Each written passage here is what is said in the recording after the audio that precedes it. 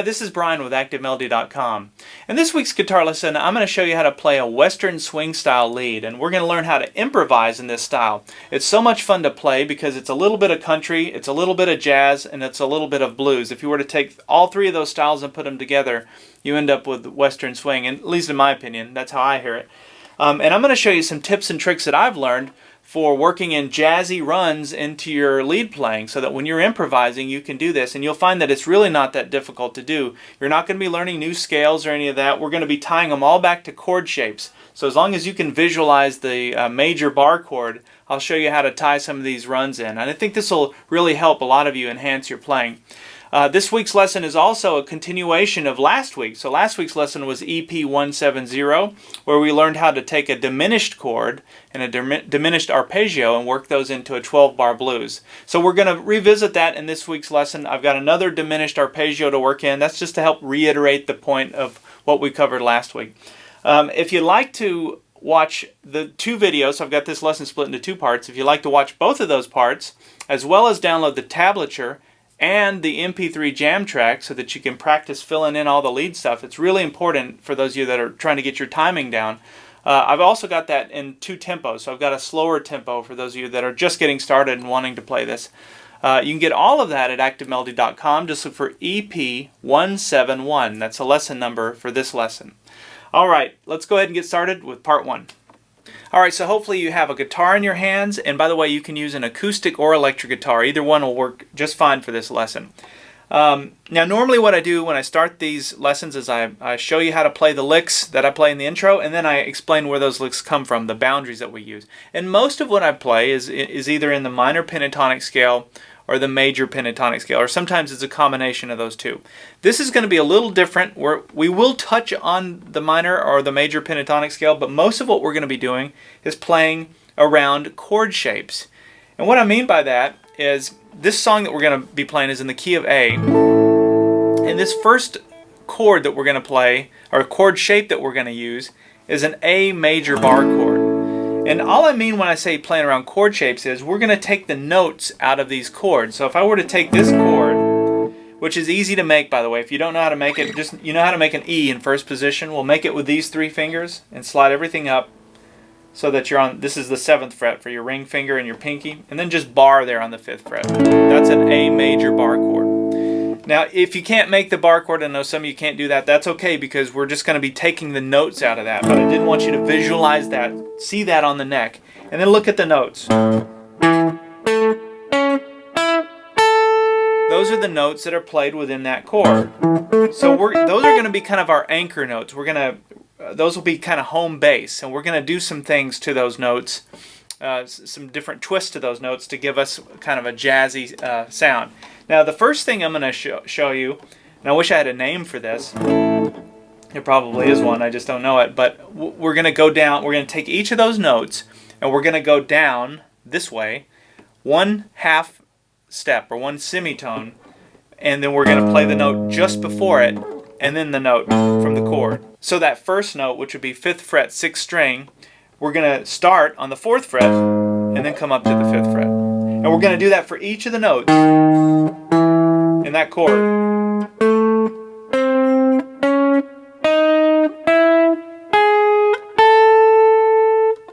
Hopefully you can follow along with that and you get what I'm doing there. Just taking the notes and then going down half step and then playing up to that note for each one of them.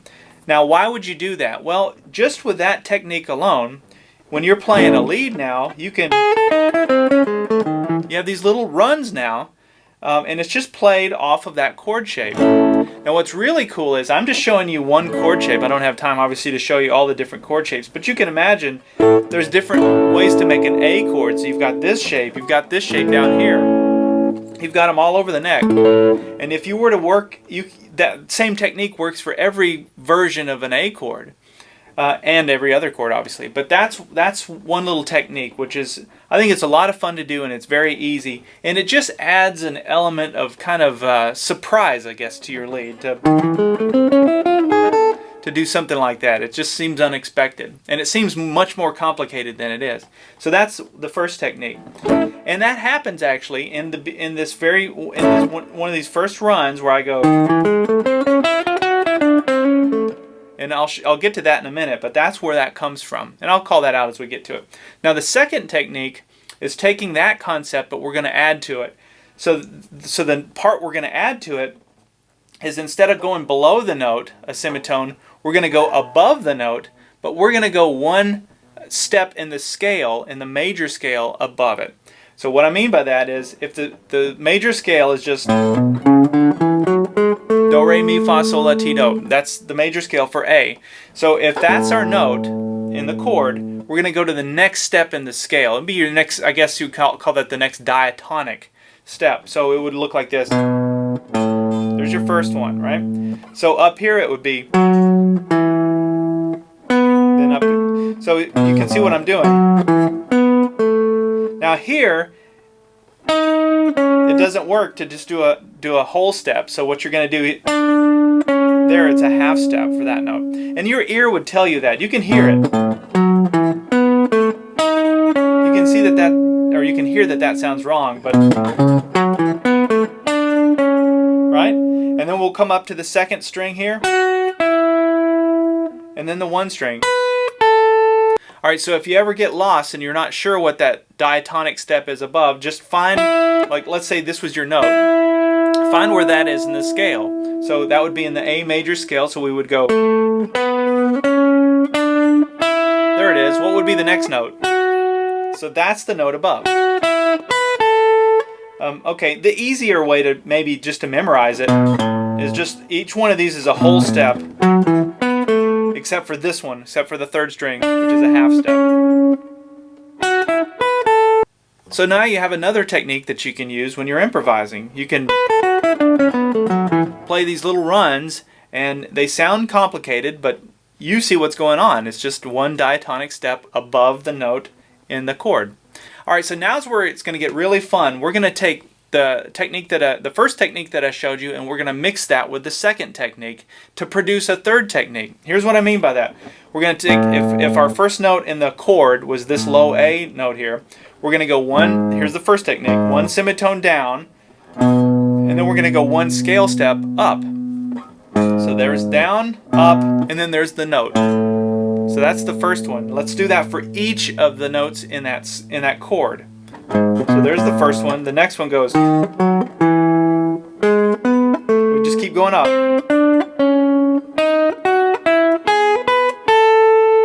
Now what I've got by that is, now I've got a much more advanced sounding technique that I can use when I'm playing lead. And you could do that. You don't have to just play up and down the scale. In fact, that's kind of a boring way to do it. It's a great way to practice learning it.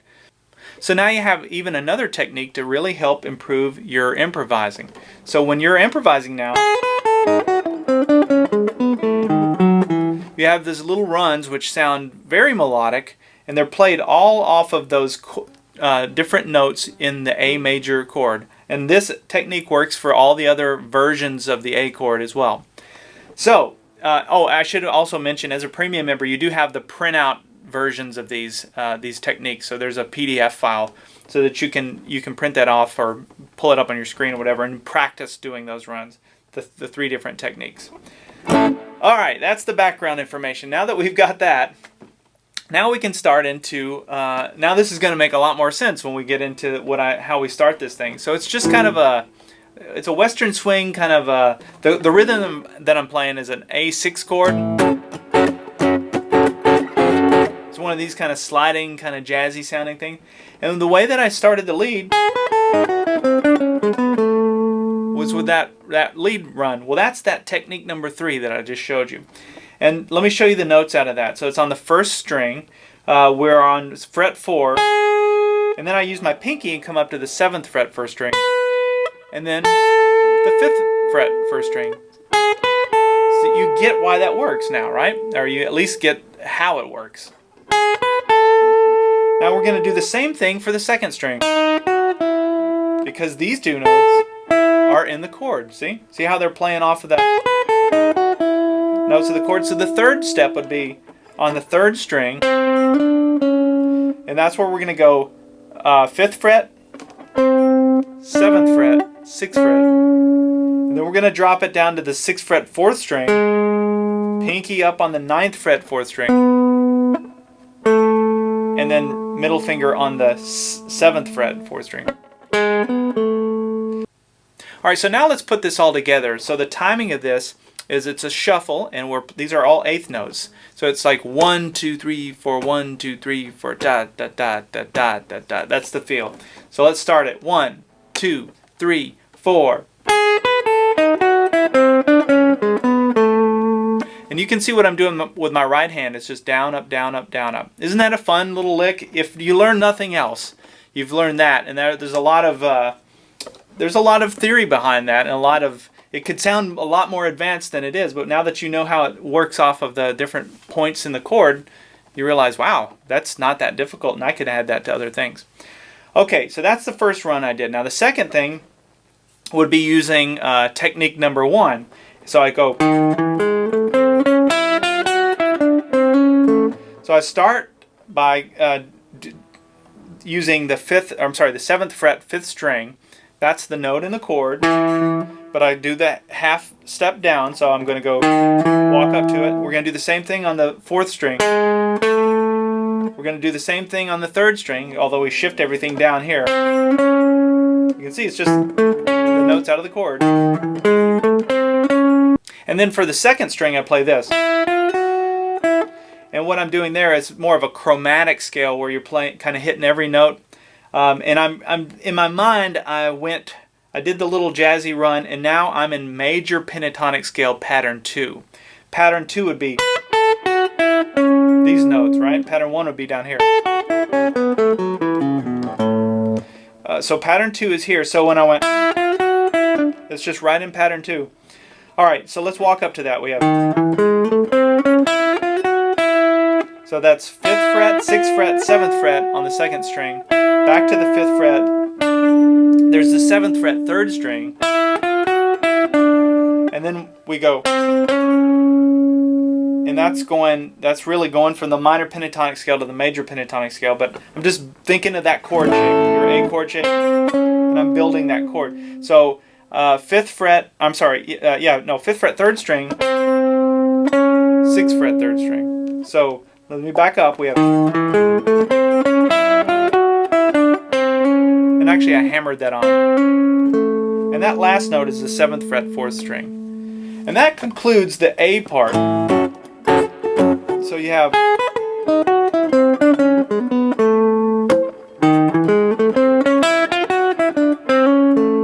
then it goes to the D9.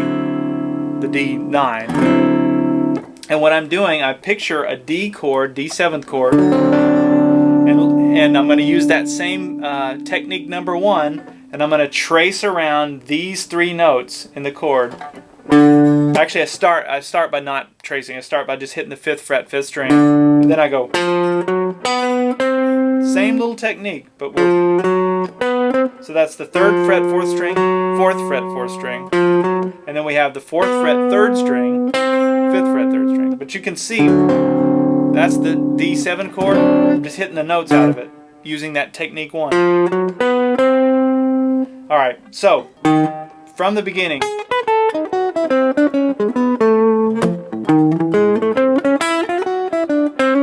Here we go.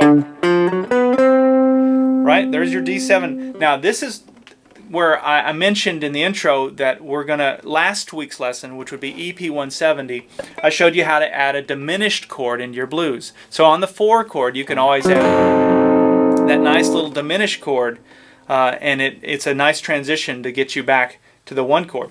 Well, that's what I'm going to do. And so in the rhythm track, if you listen to the jam track, you'll hear the rhythm goes to that diminished chord. Even if the rhythm didn't, even if it was just played a D straight, you could still, as a lead guitar player, you could work in a little diminished arpeggio, and that's what I'm going to show you. Again, this is a recap of last week, so check out EP170 if you haven't, because if you like what you're seeing here, you're going to see there was more of that covered last week. So, all right, so there's the first little D part. Then I came up and went, let me do that cleaner. That's a D sharp diminished 7 chord. So you can always take that D. I'm not going to get into the theory on that because I covered it last week, but you can take the D and then play the D sharp diminish, and it works. So to play the notes, I take my middle finger and I go to the 5th fret, 5th string, and I slide up to the 6th fret. 4th fret, 4th string, the pinky on the 7th fret, 4th string. So we have, it's kind of a stretch there. Then we're going to play the 5th fret, 3rd string, 8th fret, 3rd string, and then the last note there is the 7th fret, 2nd string. That's the diminished run. Remember that run because you can use that over and over again. If you're playing a blues and you're on the 4 chord, and even if the 4 chord, the rhythm guitar player doesn't play a diminished chord, it'll still work for you to go to get back to the 1.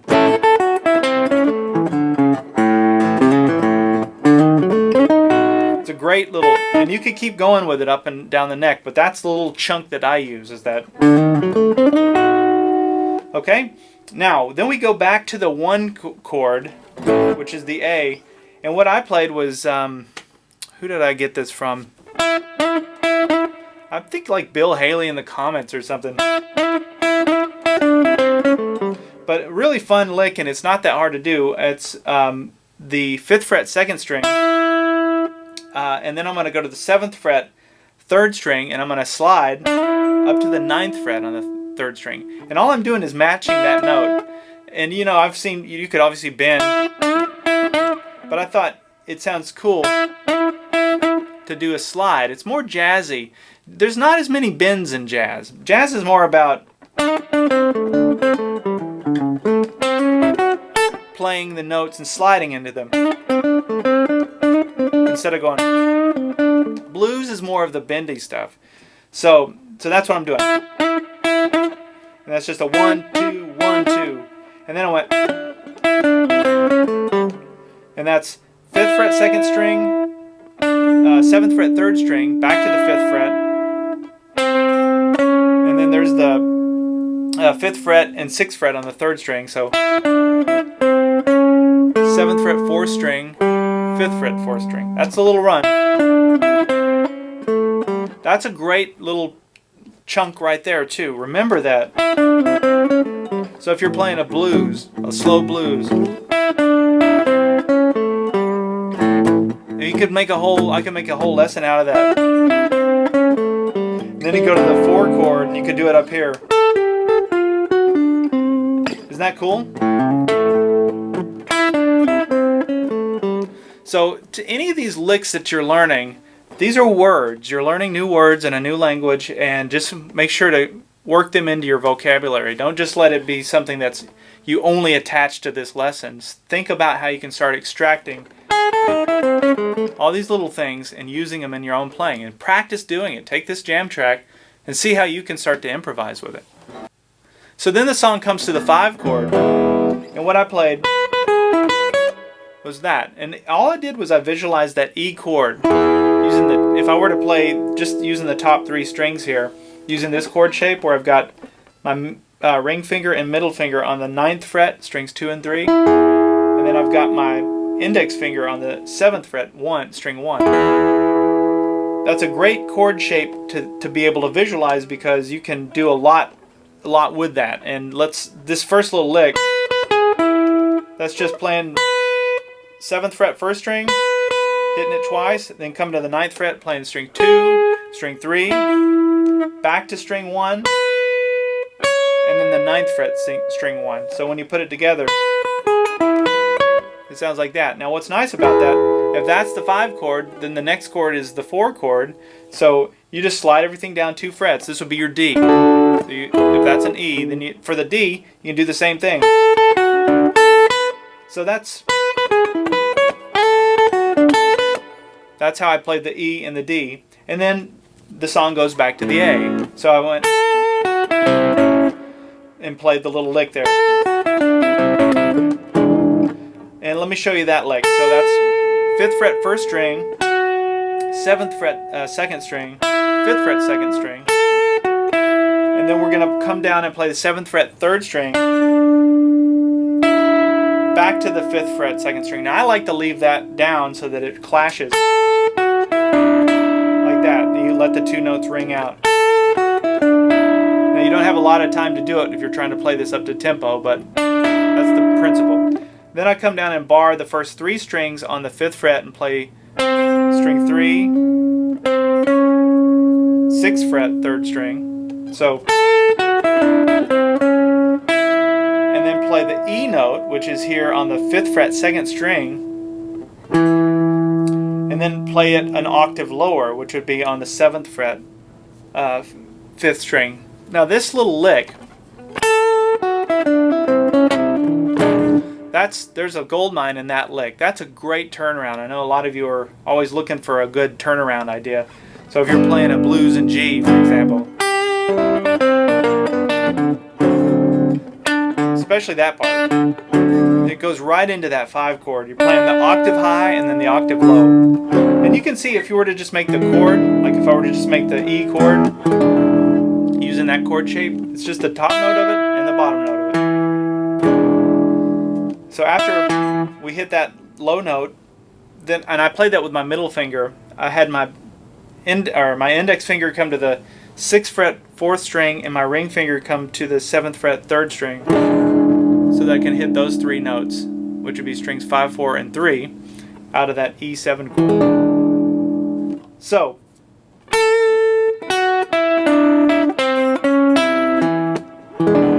and that's the end of part 1. Then we go into more of a Bill Haley in the comments, which I'll show you in the part 2 video. But let me back up now. We've covered a lot of ground in this, and hopefully it all makes sense. I'm going to play through it all slowly so you have one final version of it. For those of you that have the tablature and the on-screen tab viewer, you can play along with this that way. Definitely practice this with the jam track. That's really how you can improve your timing and all of that and start to improvise. So here we go from the beginning.